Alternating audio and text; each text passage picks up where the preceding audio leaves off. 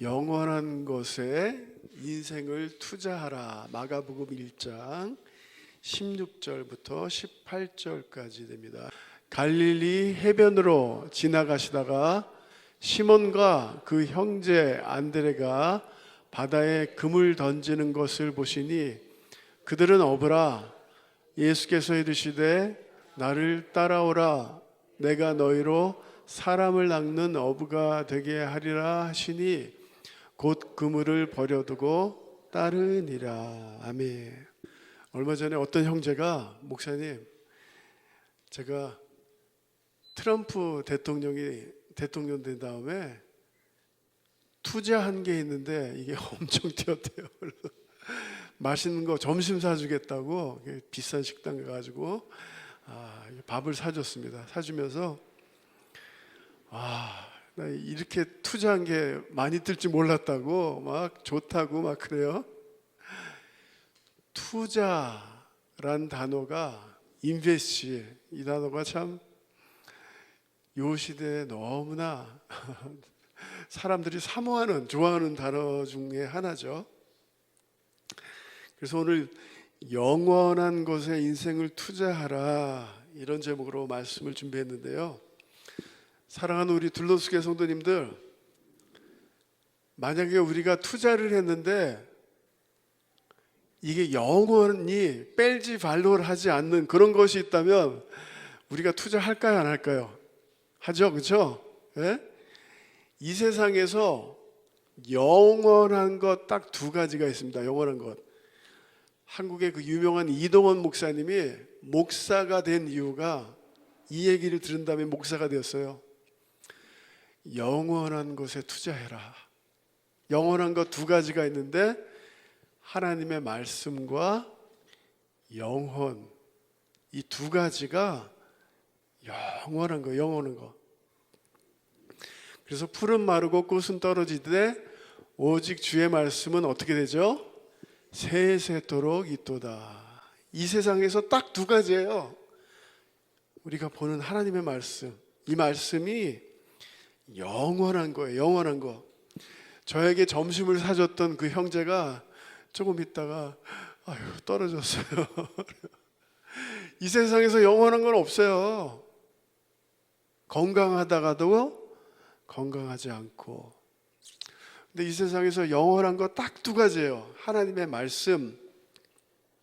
그래서 하늘나라에서 상급 많이 받으시려면 이 말씀대로 많이 순종하셔야 돼요. 순종하시고 말씀을 읽고 듣고 순종하는 자는 창세기부터 요한계시록 시작이 그렇게 시작하잖아요. 이 예언의 말씀을 읽고 듣고 지키는 자는 복이 있도다. 할렐루야. 그리고 또 한 가지는 영혼이죠. 우리의 영혼. 우리 육체는 금방 허비가 되고 사라지고 약해지지만 천국에서 영원히 살게 될 우리의 영혼을 우리가 여기서 가꿔야죠. 기도하는 습관, 하나님과 교제하는 습관. 그리고 더 중요한 것은요, 다른 사람의 영혼을 천국으로 인도하는 것이 더 현명한 삶이다. 그래서 한 영혼을 우리가 그리스도께로 인도하면요, 이 사람이 영원토록 하늘나라에 있는 거예요. 그 그림을 한번 그려보세요. 영원토록 지옥에 가든지 영원토록 천국에 가든지. 그러니까 이건 100% 투자예요. 투자할 만한 가치가 있어요, 없어요? 근데 우리가 투자를 잘 안 해요. 여기다가. 안타깝지 않습니까? 그래서 예수님께서 이 세상에 오셔서 이제 마가복음에 보면 사역을 여러 가지로 하셨는데 요약하면 딱 두 가지예요. 첫 번째가 복음을 전파하시고, 우리 같이 한번 14절 15절 우리 같이 읽습니다. 요한이 잡힌 후 예수께서 갈릴리에 오셔서 하나님의 복음을 전파하여 이르시되 때가 찼고 하나님의 나라가 가까이 왔으니 회개하고 복음을 믿으라 하시더라. 아멘. 요한이 잡힌 후에 세례 요한이 예수님의 길을 잘 준비했습니다. 준비하신 다음에 잡혔어요. 잡힌 다음에 카이로스 시간이 되었어요. 이제 예수님께서 사역하실 시간이 되셔서 30년 동안 기다리시다가 이때부터 이제 복음을 전파하셨더라. 복음을 전파하셨더라. 그래서 예수님께서 첫 번째로 하신 것은 복음을 선포하셨더라. 복음을 선포하셨더라. 사랑하는 성도님들, 우리가 그리스도인이죠. 그리스도인. 아멘 하시죠? 그리스도인이 무슨 뜻인지 아시죠? 그리스도를 따라하는 삶, 그리스도를 따라가는 사람들, 이런 의미가 있는 거예요. 그리스도인, 예수 그리스도를 따르는.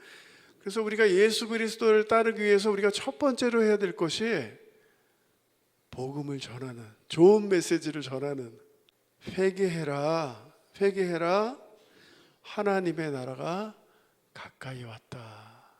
여기서 회개란 말은 방향을 전환하는 것이죠. 방향을 바꾸는 거예요. 회개는 막 눈물 흘리고, 회개는 감동받았어요, 이게 아니에요. 회개는 방향을 바꾸는 거예요. 이번 주에 저랑 우리 교회 나오는 형제 중에 한 명이, 전에는 일하고 끝나면 이제 발이 어디로 갔냐면 발승이로 갔대요. 발승이로 맥주 마시러 간 거예요. 매일 끝나면 발이. 근데 신앙생활 제대로 하기 시작하면서 그 발걸음이 그냥 집으로 가게 되더래요. 할렐루야. 그리고 친구들하고 만났는데도, 야, 내가 운전할 테니까 너희들 마셔. 나는 안 마실 거야. 처음으로 그랬대요. 태어나서 처음으로 친구들하고 다 만났는데, 너희들 곱창하고 맥주 마셔라. 소주 마셔라. 나는 이제 그만 마실래. 안 땡긴대요. 할렐루야. 이게 회개예요. 이게 회개. 하나님의 나라가 우리의 삶에 임하기 위해서 한 가지 조건이 있는데 뭐죠? 회개하라요. 회개하라. 회개하라. 그 유명한 스펄전 목사님이 이런 아주 유명한 말을 언급하셨습니다. 성도들이 말씀을 들을 때에 그 자리가 가장 불편한 자리가 되게 해라. 목사님 좀 좋은 말만 하지, 축복받을 거야, 잘 될 거야, 이런 말만 하지.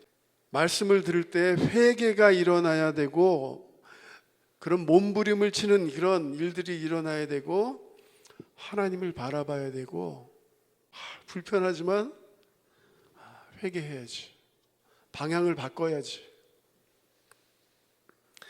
그래서 예수님께서 첫 번째로 하신 것은 복음을 선포하신 거고요. 두 번째로 하신 것은요,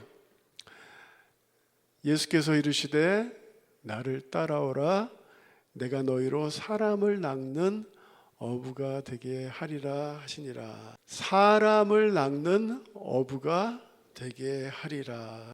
갈릴리 바다에서 평생 동안 물고기를 잡았던 어부들에게, 여기 물고기 이렇게요, 이런 그림이겠죠.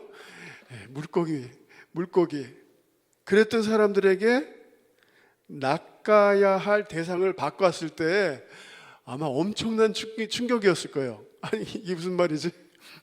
물고기를 낚아야 되는데 사람을 낚아? 이 제자들에게 꿈이 있었다면 평생 동안 이거죠. 물고기. 잠을 자도 물고기, 꿈을 꿔도 물고기, 깨어도 오늘 몇 마리 잡을까? 예? 이렇게 물고기 많이 잡아서 첫 번째로 배요.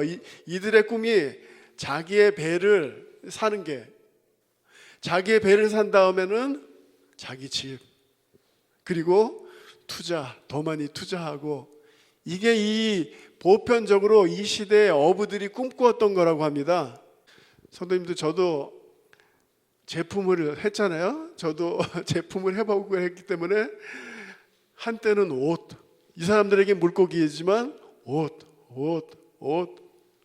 가게 하나 사야지, 가게 2개 사야지, 내 집, 그리고 달러 모아야지, 달러. 안타깝게도 오늘도 많은 크리스천들이 여기서 벗어나지 못하고 있어요. 하나님께서 배를 주시고 집을 주시고 돈을 주셨다면 이걸 통해서 뭐 하라고 주시는 거죠? 사람을 낚아라. 사람을 낚아라. 참 이 글이 마음에 와닿습니다. 우리 같이 한번 크게 같이 읽어보십니다. 부르심은 곧 은총이다. 하나님께 부르심을 받았다는 것은 축복이다. 오늘 이 자리에 예배드리러 나오신 우리 성도님들, 이 개척교회에 함께 하셨던 여러분들, 하나님이 여러분을 부르셨다는 것은 축복인 줄 믿습니다. 이 모세를 하나님께서 이제 나이 든 모세 80세에 아무것도 할 수 없는 모세를 하나님 부르셔서 야, 내 백성을 리벨다 해라. 하나님께서 부르셨어요. 하나님께서 아무것도 아닌 그냥 양을 치는 다윗을 부르셔서 영원토록 남는 그런 왕으로 다윗을 삼으셨습니다. 물고기만 평생 낚다가 그냥 죽었을 베드로, 그 사람을 하나님이 부르셔서 하나님의 제자로 삼으셨습니다. 그래서 부르심은 곧 뭐라고요?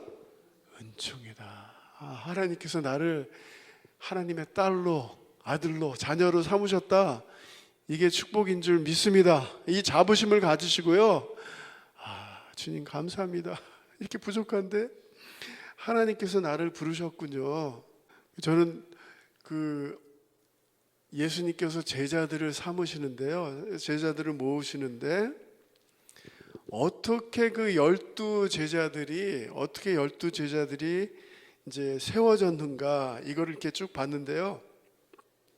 오늘 마가복음만 보면요, 시몬과 안드레가 예수님을 처음 만나는 것처럼 그렇게 보이지만 사실은 1년 전에 요한복음을 보면 안드레가 예수님을 만났습니다. 요한의 말을 듣고 예수를 쫓는 두 사람 중에 하나는 시몬 베드로의 형제 안드레라.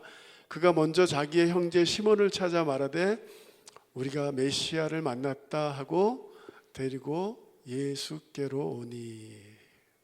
그러니까 1년 전에요, 안드레가 예수님을 만나고 그 유명한 제자 베드로를 예수님께로 데려온 거예요. 저는 이번 이렇게 말씀을 준비하면서요, 제가 또 발견한 게 있는데요. 예수님의 제자가 몇 명이었죠? 12명, 그렇죠? 12명 중에 7명이 이렇게 개인적으로 전도받아서 예수님께 나왔더라고요. 한번 나중에 잘 살펴보세요. 예수님의 몇 명이요? 12명의 제자 중에 몇 명이? 7명이. 그러니까 제자 안드레가 제일 잘한 게 뭐냐면요, 딱 하나 있습니다. 뭐죠? 베드로 데려가요.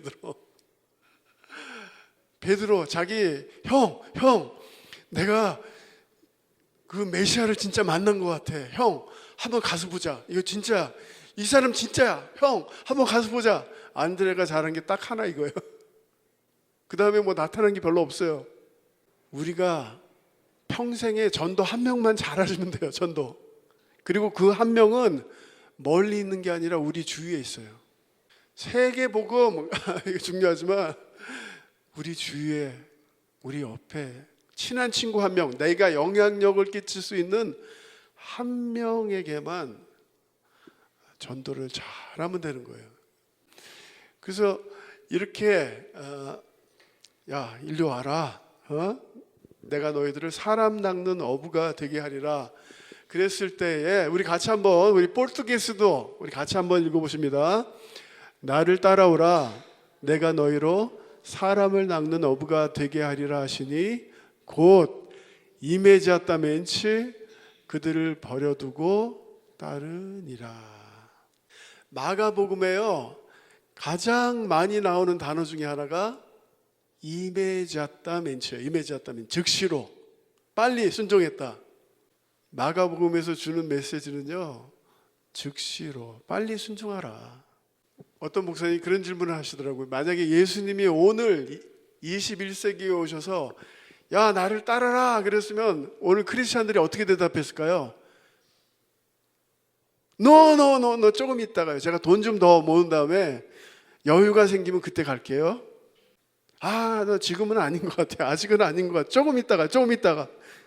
예수님의 제자들을 세우시는데 전 인류를 변화시킬 그런 프로젝트를 시작하시는데, 선생님 저랑 이걸 좀 같이 생각해 봐 주세요. 예수님께서 예루살렘에 엘리트들이 다 있었어요. 여러 언어를 하고 똑똑한 사람들이 예루살렘에 있었고, 갈릴리에는 그냥 배우지도 못한 가난한 어부들만 있었어요. 예수님께서 제자들을 부르시는데 예루살렘으로 가시지 않고요, 갈릴리로 가셨어요. 갈릴리. 제대로 배우지도 못하고 단순한 사람들. 근데 왜 그 갈릴리로 가셨을까요? 예수님께서 선택하신 사람들은, 제자로 선택하신 사람들은 단순한 사람, 계산할 줄 모르는 사람, 그러나 열정이 있는 사람, 이런 사람들을 주님께서 선택하신 줄 믿습니다. 그게 저고 그게 여러분이에요. 이 개척교회에 같이 계시는 분들. 계산하면 안 돼요. 계산하면은 계산이 맞습니까? 그래서 하나님의 말씀을 들으시고요, 즉시로 임메지아타멘치로 순종하시길 주님의 이름으로 도전합니다.